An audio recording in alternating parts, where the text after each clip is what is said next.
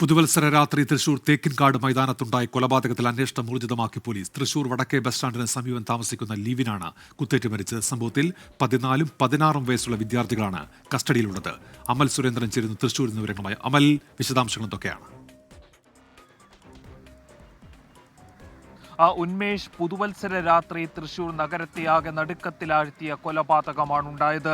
ഈ ഒരു കൊലപാതകത്തിന്റെ ഗൗരവം വർദ്ധിപ്പിക്കുന്നത് ഇതിൽ അറസ്റ്റിൽ രേഖപ്പെടുത്തിയിട്ടില്ലെങ്കിലും പോലീസ് കസ്റ്റഡിയിലായിട്ടുള്ള വിദ്യാർത്ഥികൾ, അതായത് 9ാം ക്ലാസ്സിൽ പഠിക്കുന്ന 14 വയസ്സുള്ള വിദ്യാർത്ഥിയാണ് ഈ ലിവിൻ ഡേവിസ് എന്ന വ്യക്തിയെ കുത്തിക്കൊന്നത് എന്നതാണ്.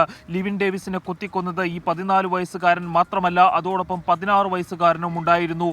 ഇന്നലെ രാത്രി 8 മണിയോട് കൂടിയാണ് ഈ സംഭവങ്ങൾ എല്ലാം ഉണ്ടാകുന്നത്. അതായത് ഞാനിപ്പോൾ നിൽക്കുന്ന തൃശൂർ തേക്കിൻകാട് മൈതാനത്ത് ഇന്നലെ രാത്രി പുതുവത്സരവുമായി ബന്ധപ്പെട്ടും അല്ലാതെയും ഒക്കെ നടക്കാനും മറ്റുമായിട്ട് ആളുകൾ വരുന്ന ഒരു മൈതാനമാണ്.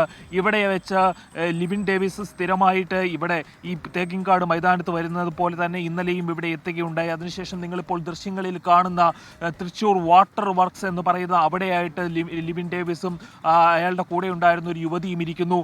അപ്പോഴാണ് ഈ വിദ്യാർത്ഥികൾ തൊട്ടടുത്തുള്ള മാവിൻ്റെ ചുവട്ടിലേക്ക് ഈ 2 വിദ്യാർത്ഥികൾ 2 പെൺകുട്ടികളുമായിട്ട് വരുന്നത്. ഇത് ലിവിൻ ഡേവിസ് ചോദ്യം ചെയ്തു. ഇവർക്ക് അടുത്ത് വന്ന് ചോദ്യം ചെയ്യുകയും തുടർന്നാണ് ലിവിൻ ഡേവിസിന് കുത്തേൽക്കുന്ന സാഹചര്യം ഉണ്ടായത്. തുടർന്ന് തന്നെ നാട്ടുകാരെല്ലാം ഈ വിഷയത്തിൽ പെട്ടെന്ന് ഇടപെടുകയും ഈ വിദ്യാർത്ഥികളെ തടഞ്ഞു വെക്കുന്ന സ്ഥിതിയും ഉണ്ടായി. അതേ തുടർന്ന് ഈ വിദ്യാർത്ഥികൾക്ക് പോലീസിന് ഈ വിദ്യാർത്ഥികളെ പോലീസ് വന്ന് ഏറ്റെടുക്കുകയായിരുന്നു ഉണ്ടായത്. ഈ ലിവിൻ ഡേവിസിന് കുത്തേറ്റതിന് ഉടനെ നാട്ടുകാരുടെ എല്ലാ ഇടപെടലുണ്ടായി. എന്തായാലും ഈ വിദ്യാർത്ഥികൾക്ക് തന്നെ ഇത്തരത്തിലൊരു കൊലപാതകം ചെയ്യാൻ കഴിയുമോ എന്നൊരു സംശയമുണ്ടായിരുന്നു. മാത്രമല്ല വിദ്യാർത്ഥികൾ ലഹരി ഉപയോഗിച്ചിരുന്നോ എന്നൊരു സംശയമുണ്ട്. അതിന്റെ ഭാഗമായിട്ടുള്ള പരിശോധനകൾ നടത്തി വരികയാണ്. ഏതായാലും അമൽ സുരേന്ദ്രനാണ് തൃശ്ശൂരിൽ നിന്ന് വിവരങ്ങൾ നൽകിയത്.